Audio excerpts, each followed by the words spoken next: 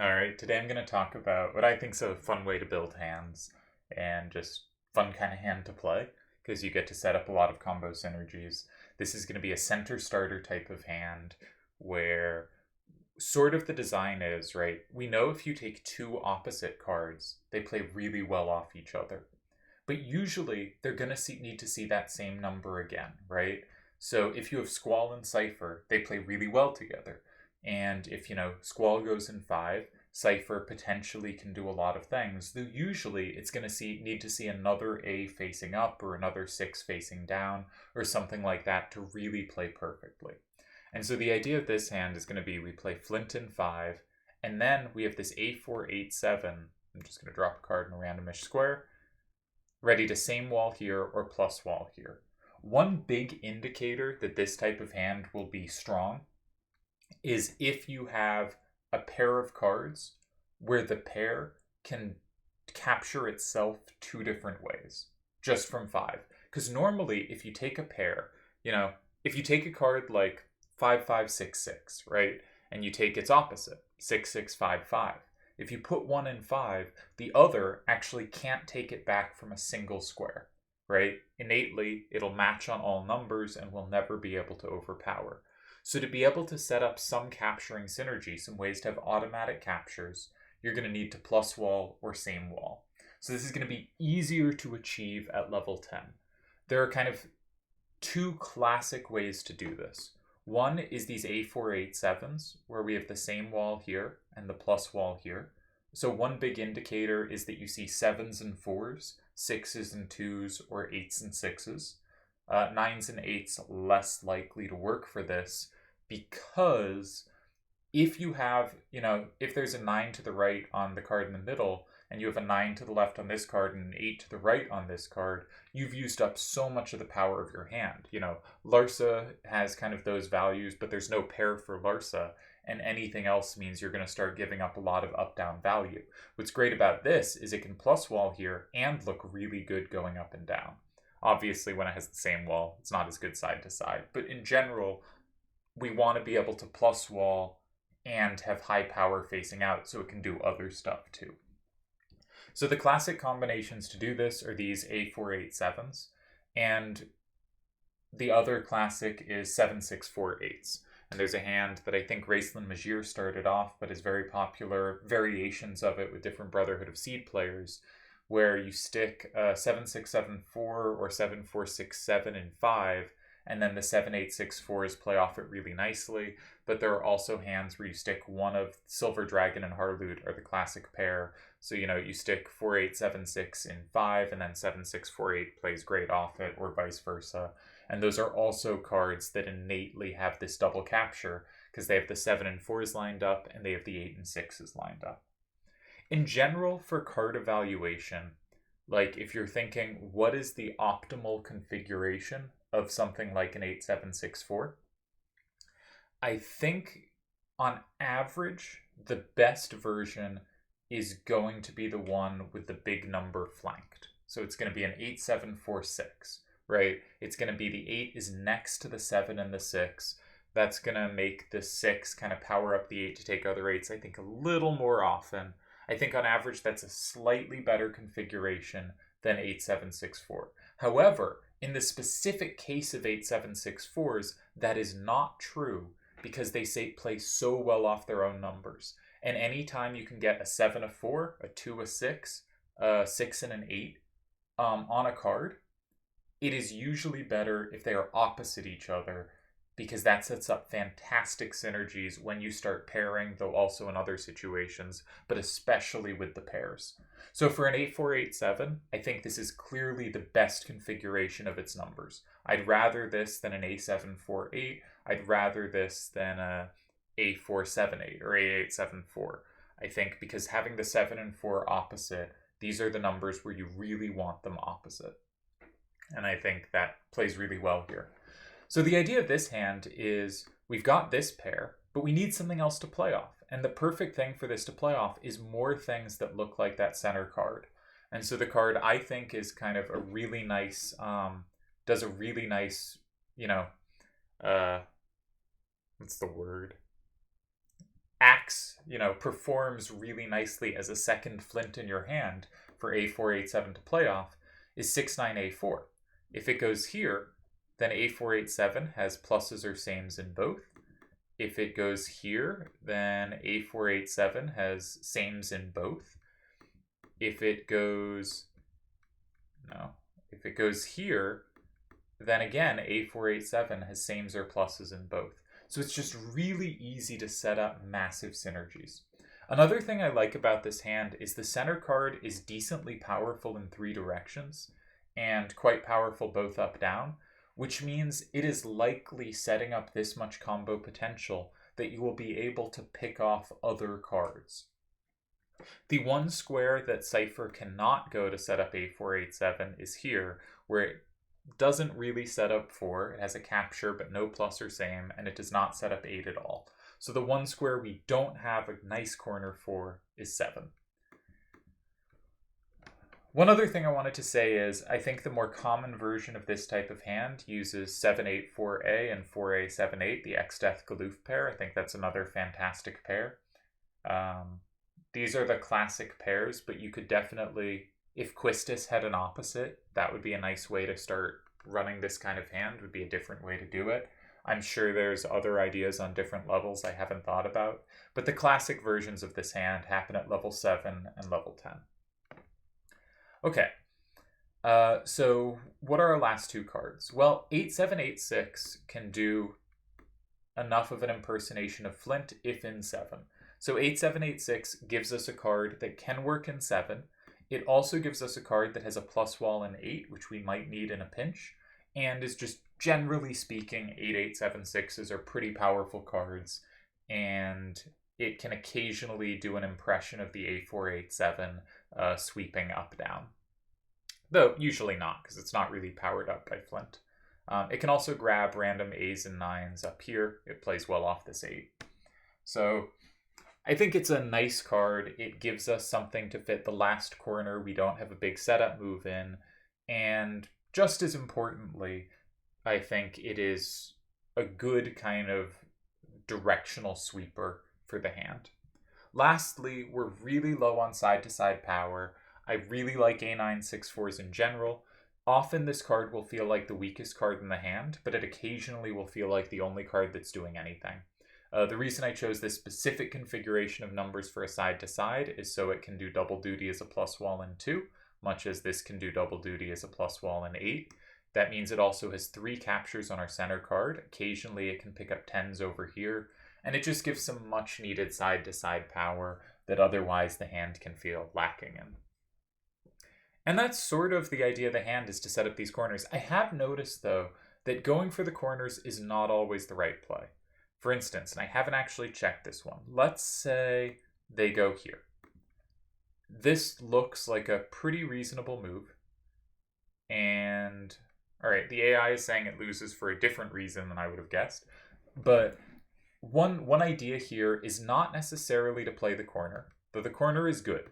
The corner is good. Out of their 24 moves, 17 of them lose against this. The corner sets up a lot of combo synergy. It's very rarely going to be a bad move. And note, after we play something like this, we can feel much safer doing things like just capturing here, because anytime they combo back, if we can get them to be flipping 5, now I guess they can combo back here without flipping 5, but if it looks like they'll have to flip 5, we can start making everything just weak to 5, and so that the big combo at the end will favor us, because in this position, we already have combos with 8-4, 8-7, and 2-4, and 6. So it's easy to start sort of just capturing things weak to combos and have it play off well in the end.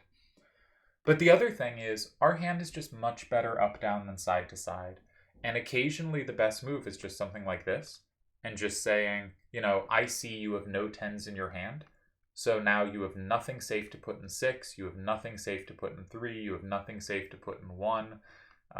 With Seifer and Malik still in my hand, you have nothing safe to put in 8.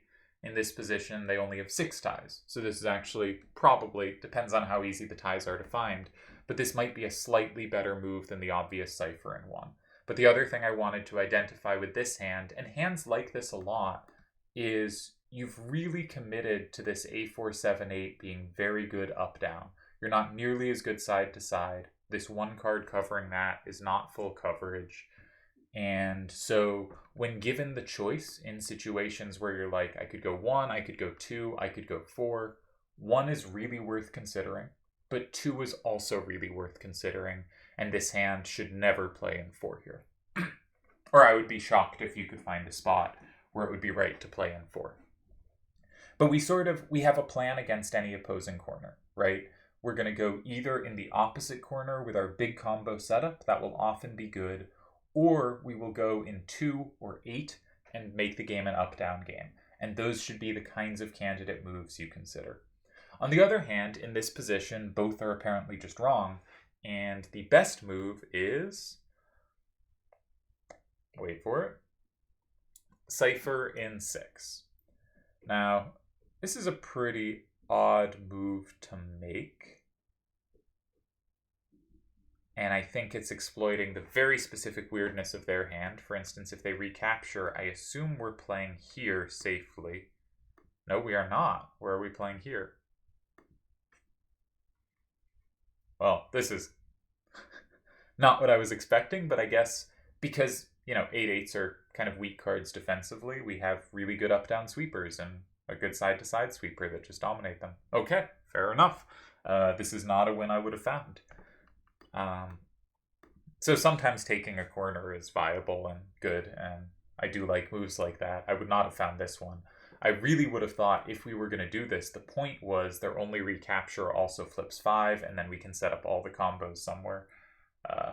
But not in fact the case here. So I guess that's a third option, but I think usually the main options are do the big corner setup or make the game up-down. Against side moves, what's a unridiculous side move? Let's say something like here. Note, we love it if they flip 5. We want them to flip 5. We're going to have all the combos. We're going to be able to play around it. We want them to flip 5. If they do something that doesn't flip 5, again, we have this combo potential. Note, 4 and 6 are trickier for us to meet than 2 and 8, right? If they did something like here, we have this setup, we have this setup. We could even go in 8 immediately and just say, actually, I'm curious what it says here. Yeah, so it likes 8 immediately, 8 or 9. Let's have it pick which it prefers. Interesting card to put in 9.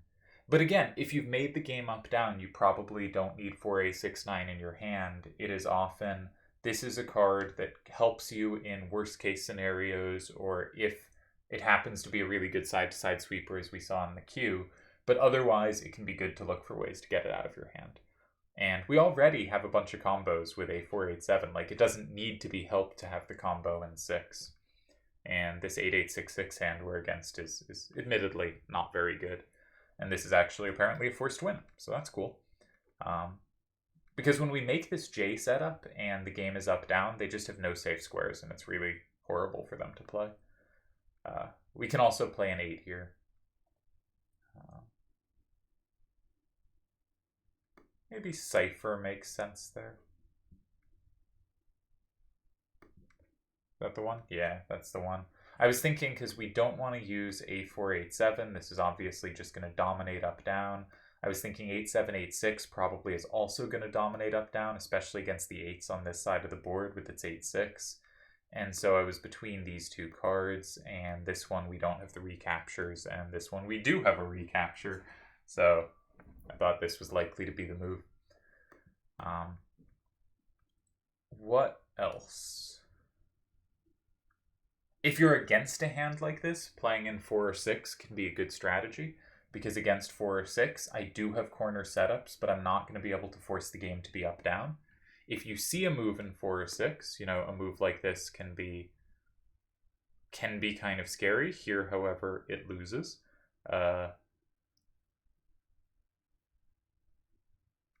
In surprising fashion, though. Again, this rather than the corner setups. I do think it's worth avoiding, against 4 and 6 specifically, when your hand is this up down, avoiding the corner setups can be good. The corner setups are still all right, but one problem is you really, like, when you do play in 6 or 8 with your big combo, you're probably, like, not flipping an extra card in 7 from 8, and I don't know, it's just much clunkier with the sideways J. I don't know how to say it well. So looking to play squares like this can be a good way to go. And here we can see 4A69 is going to be completely dominant. The question is, how can we get our other cards to work?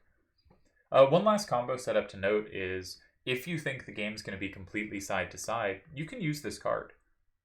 This card no longer is needed to stay in our hand. We set up a plus in 6. 4A69 is now our star, right? When the game goes sideways, this is going to be the best card in our hand. It also has a plus wall in 2. 69A4 has a plus in 8. If the game is side to side, there can be reason to use up our sort of normally star cards early. And yeah, I think in general, just the idea of I'm going to use this pair of cards, these really powerful opposite cards that play off each other so nicely, and then to power up the one I keep in my hand even more, I'm going to find another card, in this case Seifer, that is pretty close to being that pair, and I'm going to build this card where this card just has combos everywhere. Usually you'll need 2 more cards to set up having the combos everywhere. I don't think you can ever quite do it with 1, because you're never going to have 2 of exactly the same card. They've removed all those from being printed. So you're going to need at least 1 card for the kind of remaining corner, maybe 2 corners. But that should be findable. And then at this point, you're going to be really directionally committed, because you have these 2 cards that are very similar. You have a third card that's quite similar, and you're going to need to make up value in some direction. And gotta be careful to do so.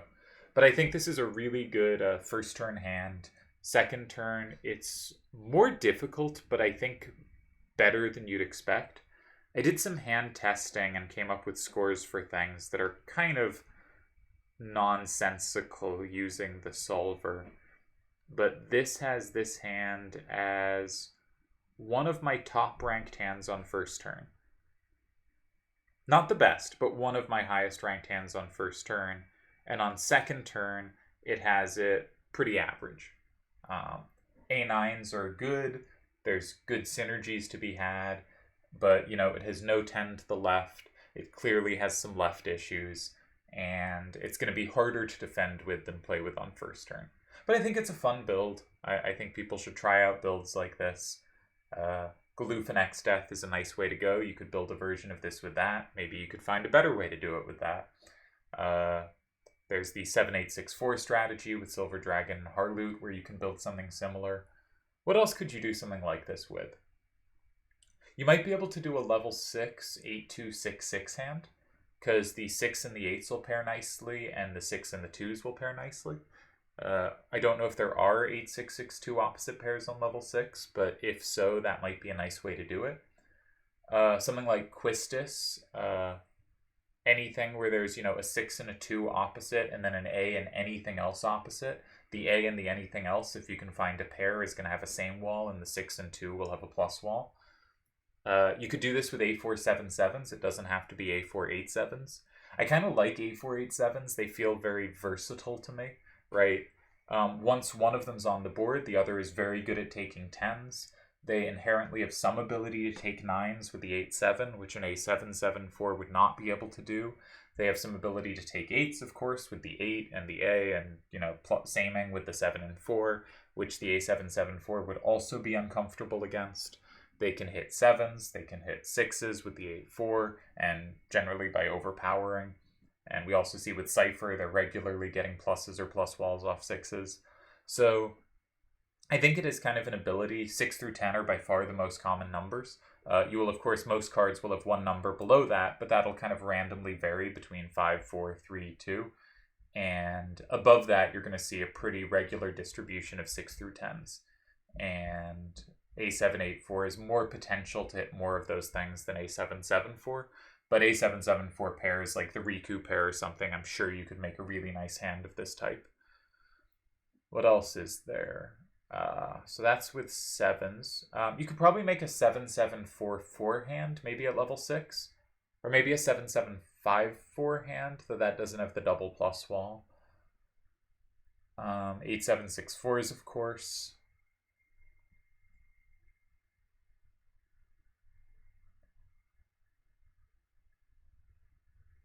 Not thinking of anything else. There might be other ways to do it. I think it's a fun hand. I just love like seeing a move and being able to instantly play, you know, big combo in the next corner, and then, you know, they make some move and you just get to look around and see if you can find a win.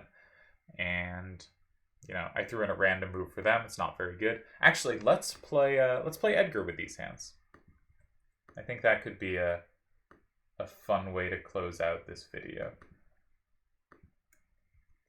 Can we beat Edgar? We're going to give him this 8-8-6-6 hand, which is not a very good hand. Partially making this video to be mean to 8-8-6-6 hands.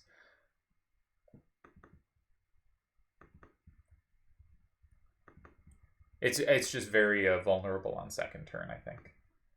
All right, so we're going to close that out. We're going to bring up Edgar. And we're going to play my starter. What you got? All right. They played a corner. Now, without much thinking, our sort of three candidates are Seifer here, right? Something in 8.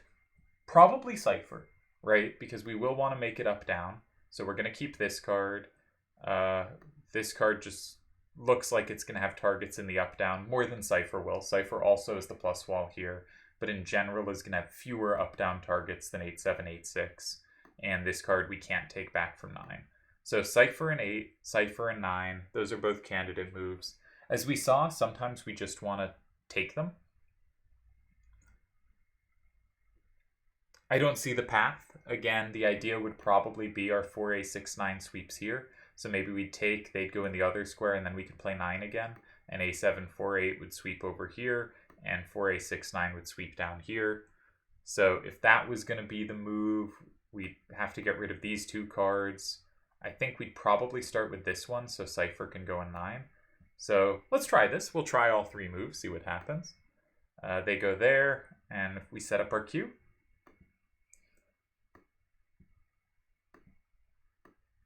And it didn't work. All right, that didn't work out. Sort of assumed I'd have combos on 5. Obviously, this was a terrible move. Instead, let's go with this and also lose. I should probably calculate, but maybe I've lost at this point.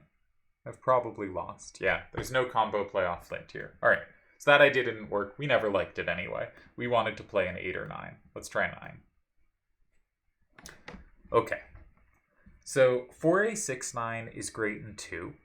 A7-8-4 is great in 6 or 8. Our natural move would be 8-7-8-6. One thing I like about this is 4-8-6-9 is actually really good in 6 and 2, and quite decent in 2.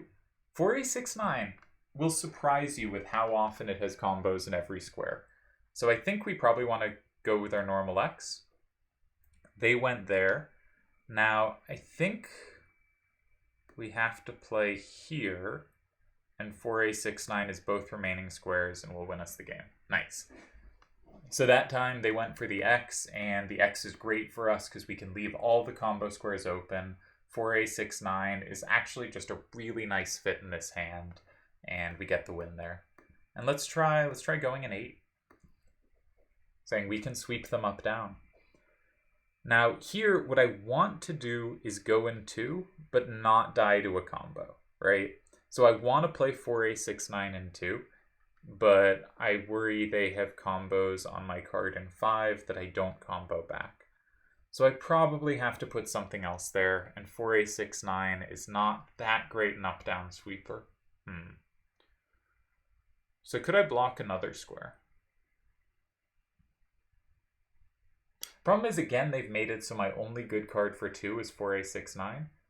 So maybe I want to hold on to 4-8-6-9. Is there a clever way to do so? This is safe. This looks promising. Also, A487 now has a few squares. And 4A69 now has a plus in 4, which might prove relevant later. All right, A487 and 9 almost wins. It sets up that plus for 4A69 and 6. 4A69, really good card in this hand, really good fit. I think a lot of the key to making this hand work is finding that nice fit at the end. But I don't think we got the win here, unless I'm missing something.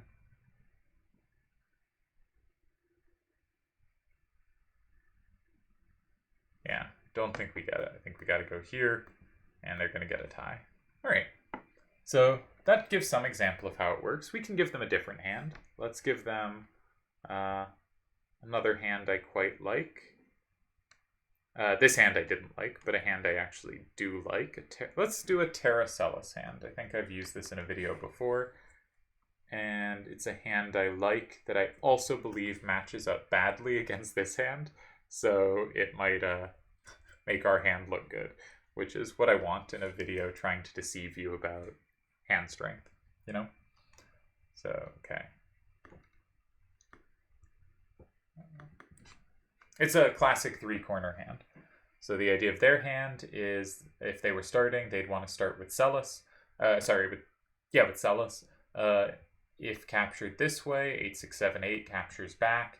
If captured this way, obviously that didn't capture. There are multiple ways to capture back. And specifically, this one is most likely.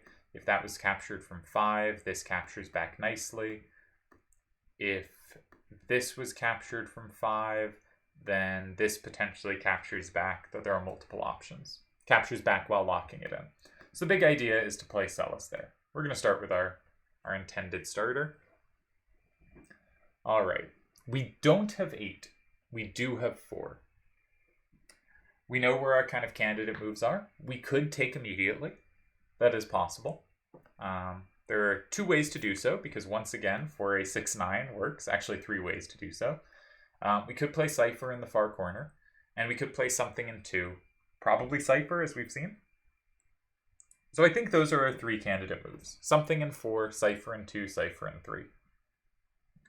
I just want to try them all out again and see what happens.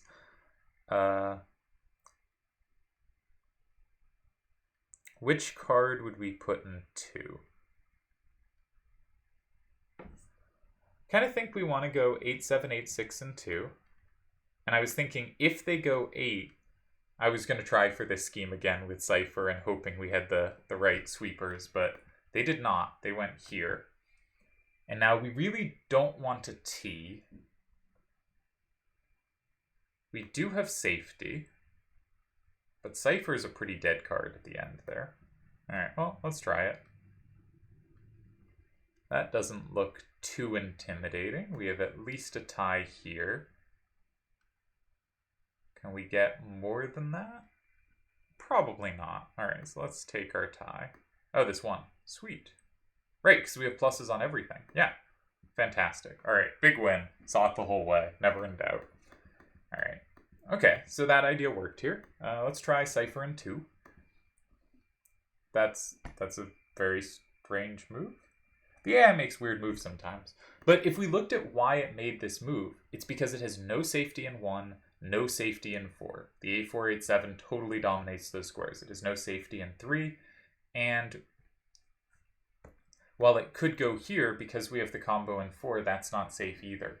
Now, the AI likes to go in 9 here, but occasionally it goes 6. I'm not really sure why. This is a weird move, but it does speak to when we make this up-down game, we don't give them obvious replies because we're so likely to control a lot of squares. Now, we probably have to be precise here. We're going to get a Q, and we know in a Q we probably want this to sweep here and one of these to sweep here. Which one?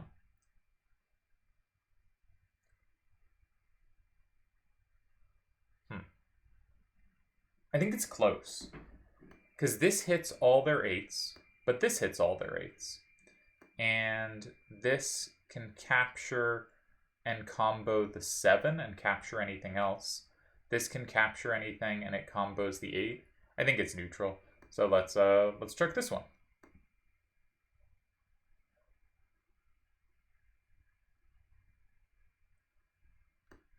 we win. Nice. So these cues are actually pretty important to know to hold on to the 4A69 for the cues. And lastly, we have this one. All right, they take it. Now, there's always this thing of when our A487 starts having good squares, do we use them or do we try to hold on to it for later combo potential? And I think here the answer is it's pretty good right now. And the only other square besides 6 it has a combo in is 4. And we do have a backup for 4, because once again, 4A69 is covering us in 4. So barring something fancy to do, like going in 9, which I'm just not going to spend the time to try to figure out, I think we start in 6. They take. We take back. I guess we only get a tie at the end. All right. So they got a tie in this one. But you can see the sort of 3 ideas of how to play it is make it up-down, set up our big synergies, or take whatever they're doing and usually head for the cue. And I don't know. I like the hand. I hope you enjoyed it. And it's fun to see hands like this. So I encourage people to build hands in this direction because often people go for a pair and those pair play well together, but you kind of need, or it's nice if there's more cards for it to play off. And having something very similar to the first card of the pair, like Seifer is with the 8-7, 8-4, can really increase the synergistic power of these hands. This is probably the card I'm least sure about in the hand. It is a nice fit here. We saw it be very powerful in some situations, but sometimes it's just not able to be a legitimate substitute for a card like Seifer or for Flint. And 4A69 is a star. Sometimes it's dead and we want to get rid of it, but oh my god, does it play well here. In the spots where it does. And it will either be the worst card in the hand or the best card in the hand, depending on the situation. But overall, it's a really good performer. And I think the hand's just good. I think it's a good hand. And hope you like it.